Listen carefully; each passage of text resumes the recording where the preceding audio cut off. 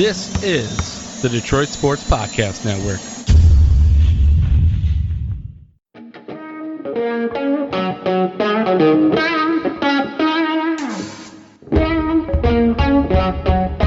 The biggest icon in podcasting.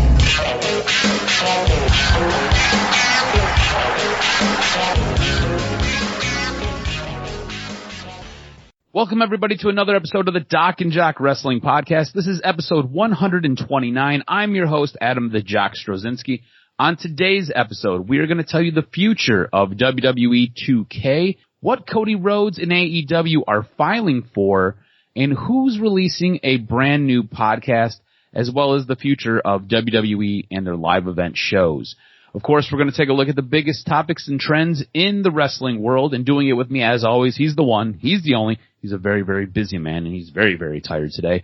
He is the Doc, John Macaroon. What's up, cuz? Hell yeah, I'm tired. Covering the NFL draft is something for the first time that was an all-day experience, and that was just the day of leading up to the draft. Then you had the draft itself, you had all the talks afterwards, and that was just for one day, one pick. Man, what an interesting NFL draft. But I think you had more fun than I did from what I'm hearing from the video world. Oh my God, you're looking a little rough yourself there, cuz. Look, after the Akuda pick came in, I said, hands off, we're just going to get effed up because I was pissed. So I started kicking back some gin and tonics, and I was lucky enough to get on Big Drew and Jim's conference call and do a nice little bit with them. Was able to take in the end of the draft with those guys, and it was like old times. It was fantastic. Absolutely. So I'm feeling better. I'm feeling better. Okay, good. No doubt. The world of wrestling this week was pretty interesting in that some storylines have evolved in both companies. What has interested you the most to kick off this DocNJock Wrestling Podcast? So I think the thing we've got to highlight is what's going on SmackDown right now. Sonya Deville and Mandy Rose, to me, have arguably one of the most interesting women's story angles in the works. On Friday, Sonya Deville laid out one of the most, I want to say promising, I want to say epic. She cut a fantastic promo, and she laced into Mandy Rose. And then you had Dolph Ziggler come out in the middle of it, and Dolph is basically selling that he's a face, and at the same time he turns heel. It's a very convoluted in a storyline that tells a lot of different stories, all kind of wrapped up in one, and I think it's fantastic. I'm really interested to see where they go with this. This is one of those storylines where I'm like, okay, cool. I've got to tune into SmackDown to see what's going to happen here, and it's got me to the point where I'm like, all right, great. I've got to watch this. I have to see this.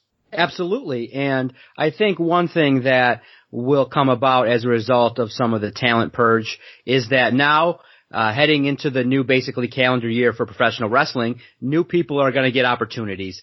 And maybe with some new producers, some new ways of looking at things, you're going to see some talent get over a little bit. And I think absolutely that Mandy Rose, I know maybe in news you're going to tease it, maybe potentially, she had a hand potentially in that Otis angle, and now Sonya Deville in terms of getting some quality work. I'm happy with it. I absolutely agree with you. Anytime, for me personally, I don't understand why a guy like Dolph Ziggler has been underutilized, and that could be a whole podcast in and of itself. Quality worker, really talented wrestler, safe, and a great personality. Any angle he's in pops off. And now with this whole convoluted angle with Sonya Deville, Mandy Rose, and the whole Otis situation, I'm intrigued. So that's all you can ask for is to draw my attention. And that angle definitely with Sonya Deville, I'm curious to see how it's going to progress. Yeah, I thought it's been fantastic. Something that really has been fantastic. The way WWE, especially Raw, utilizes some of their newer talent, some of their mid-card talent. You have a fantastic guy like Buddy Murphy. Buddy Murphy's matches are incredible. And he had an incredible match with Rey Mysterio in a qualifying match for Money in the Bank. And for some reason, this is one of those matches where you're going into it, you're like, cool, Buddy Murphy has to win this. It only makes sense for Rey Mysterio to put him over and Buddy Murphy to get involved in the Money in the Bank match and make a run at pushing his name forward and becoming a more integral part of this WWE roster. Instead, Buddy Murphy takes the L to Rey Mysterio, who is now in the Money in the Bank match. This made no sense to me. It frustrated me so much. Dude, it frustrated me so much. I was like, I'm fucking done with WWE, and I don't even think I want to do this podcast anymore. That's how pissed off I was. I legitimately, out loud, was like, I'm fucking done with WWE, and I'm fucking done with doing this podcast, because WWE takes up so much of this podcast that I have to watch it, and then I just get frustrated and I'm pissed off. Well, I understand. And you look at it and you say that, I understand your premise. The Money in the Bank pay-per-view really is kind of a way to kick off new stars. And what better person to allow an opportunity or the belief that he could get an opportunity is Buddy Murphy. Now, nobody's going to believe that he could actually win the Money in the Bank, but he would be actually, if you think about it, an ideal candidate to hold it. Could you imagine any time Buddy Murphy walking up to potentially Drew McIntyre and challenging him for a title? No, it's not believable yet, but he deserved to be in the match. But Rey Mysterio is a bigger name. Look at it this way too. So you've got Drew McIntyre going up against Seth Rollins for the WWE Championship. Let's just suspend disbelief, because I don't think either one of us think that Drew's dropping that title anytime soon. But let's say Seth beats him and gets that title. You've got Buddy Murphy and you've got the Monday Night Messiah. They are a group. They're part of they're part of the same faction. Could you imagine all of the internal turmoil that you can spin out of that and what you could build upon with that? It just, for storyline, it works. And you brought up the fact that you don't believe Buddy Murphy could legitimately win Money in the Bank. Do you believe Rey Mysterio could legitimately win Money in the Bank? Because I think Rey Mysterio is like 2 notches below where Buddy Murphy would be on that belief meter. Absolutely. I think you're right that the opportunity that was missed by having a better match and an opportunity for Buddy Murphy to be in it. But at the same time, you look at Rey Mysterio, and you got to build out interest, and you want to put some names, some veterans in there, especially in this time now when maybe the eyes are not really drawn to WWE and their product because of all the complaints about, Vince McMahon and what decisions he's made. So in terms of Rey Mysterio, I'm okay with it. I'm not as angry as you are, but definitely a guy like Buddy Murphy has shown that he would be worth maybe investing a little bit more in, but he might be going the way of so many other wrestlers in WWE where they're set to be in the mid-card and you're just going to get a series of 50-50 booking, some wins, some losses, but never really any solid enough push to make them marquee. And Buddy Murphy's right there. I think a guy that could be marquee, but probably won't be allowed to in this climate. Yeah, that's really unfortunate. I think next week we take a look at this Money in the Bank match and how they're setting it up. It seems like it has a little bit of an interesting concept. I think we touch on that next week. This week I do want to discuss the return of Nia Jax. So this is her second television match, and she goes up against Kairi Sane. In this match, she has another awful botched spot that could have really cost Kairi Sane. She went for an overhead buckle bomb, where she has Kairi kind of up in a crucifix, and she's walking her towards the ring corner and just throws her towards the ring corner before actually closing that gap where you kind of need to be so Kairi Sane can take the buckle to the middle of the back. Instead, Kairi falls way short and hits her head going down on the middle and the lower turnbuckle, and Kairi Sane just came back from having a concussion. She gets in the ring with somebody who is roughly 2.5 times her size. Generally, when you're a bigger wrestler and you wrestle with smaller people, the bigger wrestler has to protect the smaller wrestler with all of the moves. That's one of the things. It's one of the things that everybody talks about with the Big Show, why they love working with the Big Show. Because the Big Show is a big dude who's agile enough to move around and protect everybody in that ring. Nia Jax has zero caution when she's in the ring wrestling with anybody. And this is another prime example. Kairi Sane could have really got hurt here. And then Nia Jax afterwards goes to Twitter and basically blows it all off and starts to challenge Ronda Rousey. Nia Jax is also the same person who said that she went to management because Ronda Rousey was beating up on Alexa Bliss so bad and hurting Alexa Bliss in the ring. So she had to protect her other wrestler. At the same time, Nia Jax shows zero remorse, zero caution in the ring when she's wrestling anybody else. And Kairi Sane could have been put back up on the shelf. Thankfully, Kairi Sane's not hurt, But again, another blown spot by Nia Jax. If Nia Jax was not The Rock's cousin, there is no way in hell Vince would ever put up with this crap from anybody else. Absolutely, and she's got the size and the unique look that makes her kind of an attraction. But absolutely, I agree with you. In the WWE, one of the most important things is working safe. And recall that the whole man gimmick was basically established when, I believe, right, Nia Jax blew her face up by actually really punching her in the nose. So this is not something that's really new in regards to Nia Jax. I had a feeling once she returned back last week, I believe on Raw, that you would have a strong opinion on it, and I just laughed, and here we are, and she has another match, and it's not safe. 100%, she's just, unfortunately, and here's the struggle that big wrestlers have, is that her persona now is to be this brute force.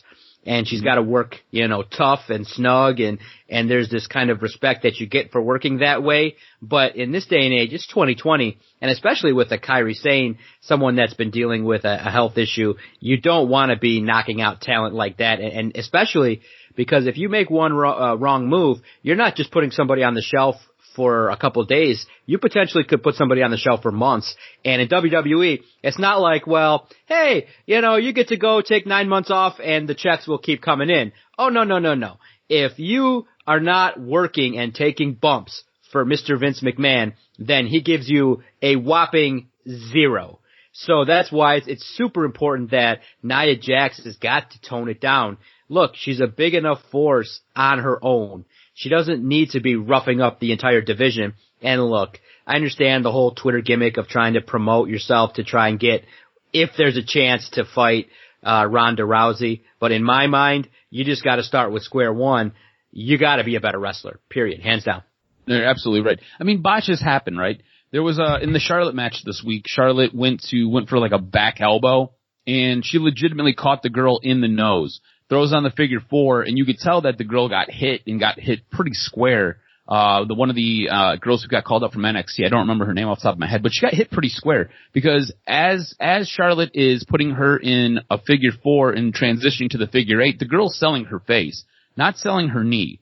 So she got hit pretty square. Botches do happen, but the thing is, Nia Jax has them repeatedly. And they are with some of these, just about everybody in the ring is smaller than her. I think Charlotte might be the only one who is on a height scale as tall. And I think Tamina on a weight scale is probably the only one as big. So everybody who works in that ring with her is much smaller than her. And she repeatedly has these moments where the other wrestler ends up in harm's way or really, really gets hurt. And it's just unfortunate because you're right. She has a unique look. She moves around the ring well enough. It's just, she is so unsafe, which is so damn unfortunate. AEW, we have the tournament for the AEW Television Championship. This is something that you are a massive fan of. You love it. I love the television title as well. I think this is great. I think AEW did a fantastic job with Cody Rhodes doing a promo and a vignette to open the show. You have Darby Allin, who moved on. He's going to take on Cody Rhodes. These two have a little bit of a history. I like this. I think this is fantastic. Darby Allin and Cody Rhodes a couple weeks ago squared off in a match. And before that, they were a tag team where Darby Allin turned on Cody Rhodes. So I like this. I think this is really good storytelling. Now, on the other side of the bracket, you've got Dustin Rhodes, who's going to take on Lance Archer. Lance Archer, I know you're a huge fan of. Dustin Rhodes has looked the best he's looked since he was probably Goldust. I like this setup. I like this bracket. I think this is awesome. Who do you want to see in the championship match? Because you've got storylines here that can run all sorts of different ways. You've got Cody Rhodes and Dustin Rhodes, and they could square up and tangle again. And if you remember, you go back roughly, it was maybe a year ago, maybe it was 14 months ago, they had one of the most emotional matches at one of the AEW pay-per-views when Dustin and Cody were just bloody just everywhere.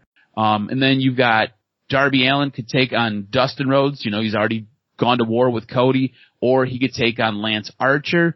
Again, big guy, little guy storyline there. Or you could have Cody Rhodes taking on Lance Archer. And, you know, there could be some conflict there because Lance Archer could come in. I'm not sure how you're going to invent this story, but Cody is basically the big dog at AEW. Lance Archer wants to make a name for himself. who best to do it against. So there's a couple different storylines you can work here. I like the way this is setting up. I like where we're at with the semifinal matches. I think these are really, really interesting. And I think next week's AEW Dynamite is going to be fantastic. Absolutely. I'm excited for it. It's been a great gimmick, a great, interesting tournament that's going to crown the TNT champion. Now, I can see it going a lot of different ways. It just seems to me, right, that the natural fit to have it, to get a title, is going to be Cody. I think he'd be a perfect television champion, somebody that could really give a title credence and respect. But I think for the, in terms of what's best for business, is the final has to be Cody versus Lance Archer, and you create a new star by putting a belt on Archer right away. You establish right away his legitimacy, and that's a guy that when you see him come to the ring, and especially periodically if he's got Jake Roberts there with him, then he can cut some promos and further elevate him. Cody, in essence, doesn't need a belt. He shows up. He's a great gimmick. He's got the persona. He's got the cachet and respect of everybody. So when his music hits, you're intrigued. And lately, if you check out what Mandy Rose has been doing on Instagram, she's been showing off all the work she's been doing at the gym, and it's caught my attention. So I'm okay with just seeing Cody, Brandy doing their skits and bits and whatever. I don't need, at this point in time, to see Cody Rhodes having a belt. So for me, Lance Archer would be, for me, the hands-down winner. I'm curious to get your sense of what you think, how it would play out and what's best for business. How come I knew you were going to go there when you brought up Brandy Rhodes? I definitely hit screenshot there on that bikini outfit. I was like, damn. Nice. No, I think you're spot on though. Cody doesn't need a belt. Cody's one of those guys who he really feels like a made man in this company. It's Cody Rhodes, it's Chris Jericho, and then after that there are guys who kind of fall underneath them. Like Kenny doesn't necessarily need a title, but I don't feel like Kenny's as high as Cody is right now. I really feel like Cody and Chris Jericho are the two guys who carry this organization on their back. So those guys definitely don't need titles. But you're right. If it was to go Lance Archer, Cody Rhodes, and Lance Archer was to beat the crap out of Cody in what will become a fantastic match, because I have no doubt in my mind it'll be a fantastic match, because Cody puts on awesome matches when it's a big deal. I could see you getting a brand new star out of this. And like you said, with Jake Roberts there kind of carrying Lance Archer underneath his wing, doing promos and acting as his valet, I think it works great. I think you're spot on in your analysis. I 100% believe that.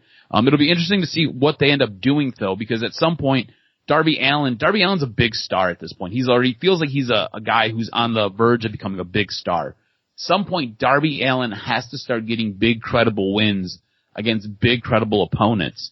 A lot of this underdog, I'm a little guy and I get tossed around the ring and then I'll hit a move out of nowhere and I'll get a win. Like, it's only going to work for so long. You know what I'm saying? Or I'll go to hit a move and they'll kick out and then next thing you know, they hit me with some devastating move and I get pinned. So at some point, Darby Allin has to start. We talked about this for months now. He has to start getting some W's and putting some wins on the board. So it's going to be interesting to see kind of how this plays out in the coming weeks. No doubt. It's kind of funny that Dustin Runnels is kind of the guy that doesn't really belong in the tournament, but I like the angle that it was like, okay, if he lost, it would have cost him his career. So that was interesting, a little bit of intrigue to the match that he had last week. Overall, another decent show for AEW, continuing their streak of putting on quality wrestling, even though it's been basically taped now for months, and that's why what Vince did screwed everybody, because they can't get on the air because basically AEW's in the can. Everything's pretty much happening, has been pre-taped, but we'll see how this progresses for some of the talent that's no longer in the WWE and how they're going to shake out and where they will fit. But AEW now has got a good roster, good, compelling television, and obviously being the Elite hit episode 200, they've been getting a lot of credibility and a lot of respect for the work that they've done online. And so AEW right now is just, unfortunately, you know, this COVID pandemic has hurt the wrestling business in the sense that it is a business that needs the fans. But for what AEW has been forced to put up with, it's not a bad thing at all. And they've done such a great job with the announce crew and the involvement of a lot of enhancement talent and valets and things like that. So I'm intrigued by pretty much a lot of things going on with AEW. Another decent show that I enjoyed on Wednesday. Yeah, no, absolutely. It was another really, really good show. You're right. Vince kind of screwed everybody here with releasing everybody when he released them because they don't have the opportunity to go work. Nobody really has the opportunity to go work right now because everything is shut down. It's really weird that WWE gets to take new shows. So it's, I don't know. It's a strange time in the wrestling world for sure. Absolutely. What'd you make of NXT? Anything at all catch your attention? It's going to be interesting to see what happens with Velveteen Dream. That was really the only thing I kind of took out of it. To me, it felt like it was kind of a know-nothing show. But we have to give NXT credit. They have notched some ratings wins the last couple weeks. They have kind of closed the gap a little bit, and I think that's on the heels of Charlotte. I think on the heels of the debut of Killer Cross. Obviously, when you hype up a match between Gargano and Ciampa, that's going to draw attention. So AEW's got to be careful in the Wednesday night battles because once WWE locks in and Triple H can get a foothold on what he wants to do with the 2-hour show, NXT is putting up a fight, and they've got some ratings wins, and they're seeing a steady growth in audience, and it makes everything a lot better for the competition because AEW will step up their game once some of the injured wrestlers come back and they can put on a full display and a full roster. So it's going to be good. NXT is doing a good enough job, and look, what has Triple H and NXT been able to do is, despite losing a bunch of stars that just move on, Rhea Ripley, and you have others that have just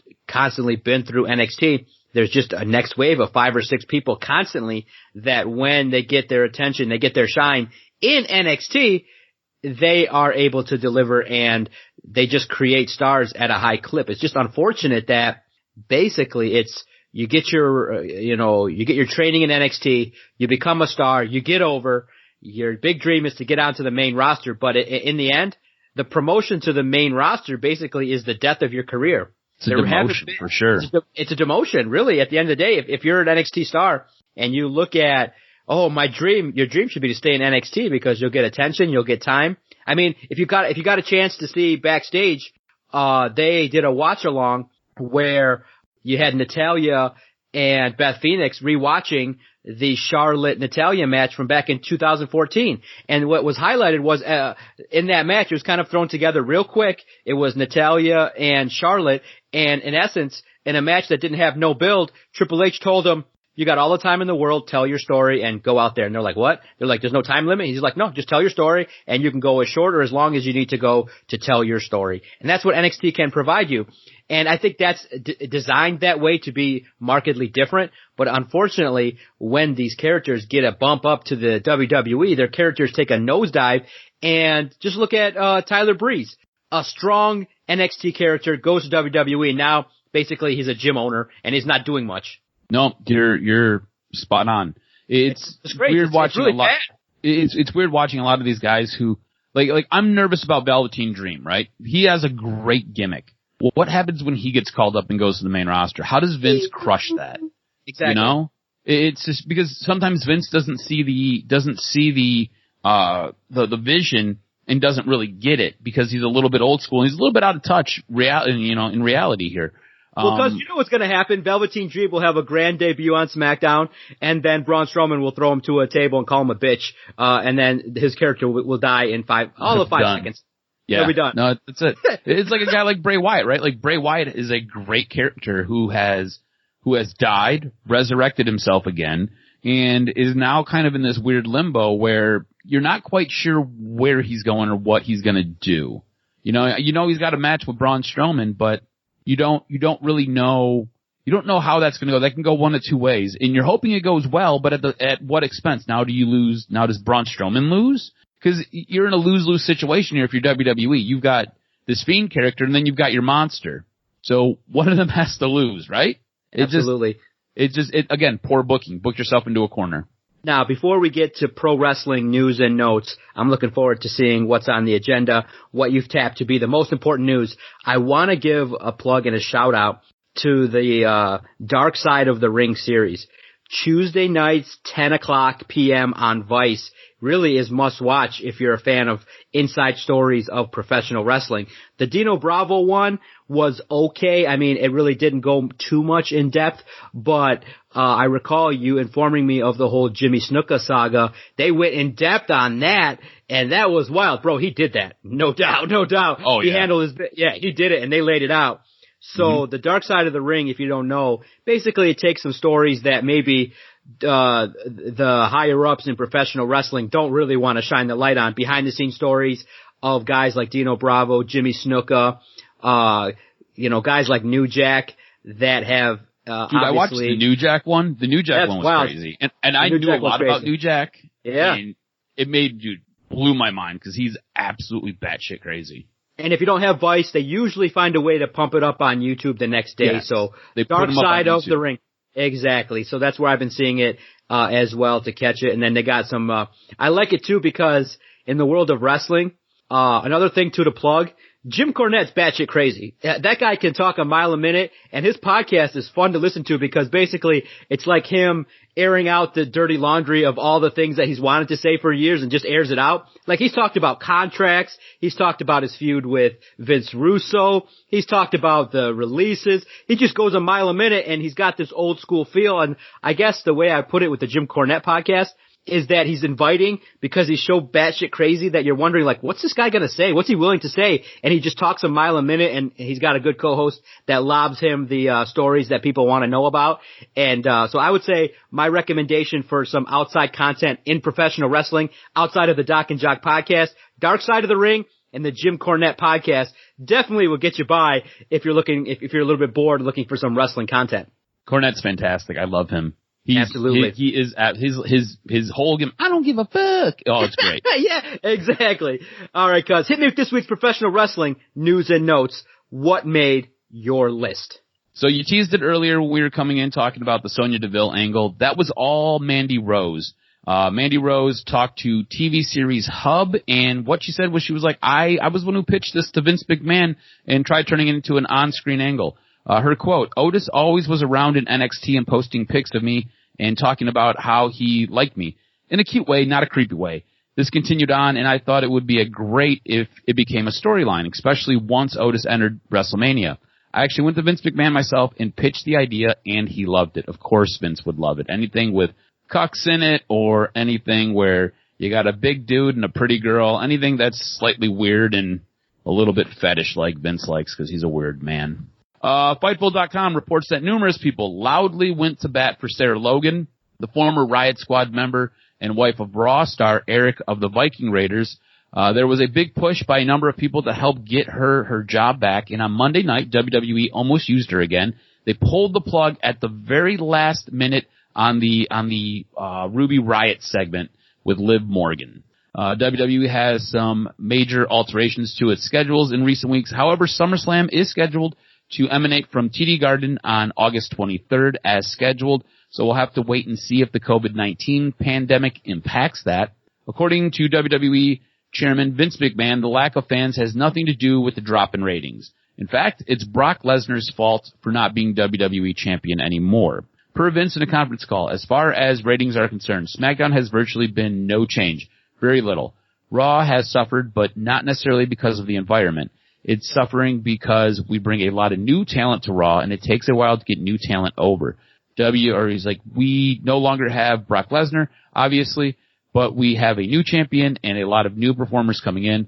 I'm convinced the Raw ratings will bounce back considerably. Yeah, it's all Brock's fault that he's not champion. No, it's because you crushed talent. You got Buddy Murphy and you just killed him. That's what the problem is, you idiot. In the same conference call, Vince explained that WWE is most likely done with live events, saying, I don't think we're going to be in the live event business like we were before. He explained that WWE's plan going forward will be more content-orientated than live show-orientated, and doubts anyone will be filling arenas of any size in the coming months. WWE 2K may be coming to an end. Earlier this week, WWE confirmed that WWE 2K21 will not be released, and now from the Twitter account of WWE 2K Games, they will be sharing details on the future of WWE 2K's franchise on Monday, April 27th at 10 a.m. WWE 2K20 received several Worst Game of the Year awards in 2020 and was heavily criticized for constant glitches, a poor story mode, and generally just being a very, very poor game. AEW, and more specifically Cody Rhodes, has filed for an expired WWE trademark. Cody has filed for the Rhodes name. In the past, Cody said he could use Rhodes as his last name, but has chosen not to. To me, personally, this feels like it is a Matt Hardy Impact type of situation, where Matt Hardy had the rights to the whole broken gimmick. Impact kind of put a little bit of a barricade in that, and then they kind of had to fight for it. I think WWE has kind of given the nod to Cody Rhodes, like, yeah, if you want to use your name, go ahead, use your name. We still own the rights for it. And Cody's like, you know what? I think I'll wait, and then we'll do this all the right way. That way he has no retribution from WWE. WWE can't come back after him. So I think that's kind of what we've got going on here. After getting released from their WWE contracts last week, Mike and Maria Kanellis announced Monday that they are launching a new podcast called Non-Essential Wrestlers. The podcast is available on Fan Off Media and accompanied by this description. Mike Bennett and Maria Kanellis talk professional wrestling and poopy diapers. So are you tuning into this crap? Absolutely not. I got so many other things to get my attention. They got to do a better job, right? Yeah, for sure. I'm not tuning into that. Like I told you before, I like Mike Bennett. I think Mike Bennett is very, very good at what he was doing when he was in ROH. I'm going to be interested to see where he turns up and where he ends up. But I'm not tuning into your podcast about poopy diapers and what you think of the wrestling business. Just not doing it. And right now, there's so many good podcasts on wrestling right now. I mean, you have obviously Conrad and his plethora of networks of all the ex-wrestlers and promoters that he does it with. So you can stay there. You can go WWE. And actually, to be quite honest, underrated on YouTube, you can see Tony Schiavone and The Official. They do a great podcast where they do the interviews. The one with Taz was awesome. Cody Rhodes, Tony Khan was awesome. And you can just get a good insight there. And the good, cute thing there is they use the microphones we use at the studio when we started our podcast. They use the Shure microphone, and they got a little table. And you can see they just got a little corner area there in the situation. And boom, then they're in a situation where they can just record a podcast and get out some content. Yeah, they do a really, really nice job. I find her to be very interesting. I can't remember her name off the top of my head, the female AEW official, but I think she's their top official, and she brings a lot of good insight. I think she's fantastic at what she does. She brings the personality to a podcast, and then she's a little bit loose too. We'll ask some questions and we'll make the show fun. So good stuff. Is that all you got? That's all I got, sir. Thank you so much for joining us here on the DocNJock Wrestling Podcast every Friday, breaking down the biggest news in professional wrestling. I think we're getting closer to the Money in the Bank pay-per-view, so Adam and I will preview it next week. Follow Adam on Twitter at AdamRSTROZ. Follow the network at Detroit Podcast. And thank you guys so much. If you're watching a show, feel free, message us at Detroit Podcast, or feel free to head on over to the Flick Chat application, drop us a message as we head on over there and watch, hang out with friends and those that love professional wrestling. We get in on the mix, get in on the action, because we're all huge smart marks here, and we love breaking down the world of professional wrestling. And even though it's a different time, it's still a fun time to just spend a few minutes talking professional wrestling. And we appreciate you guys subscribing, sharing, and downloading the DocNJock Wrestling Podcast. Thanks, cuz. Have a good one, brother.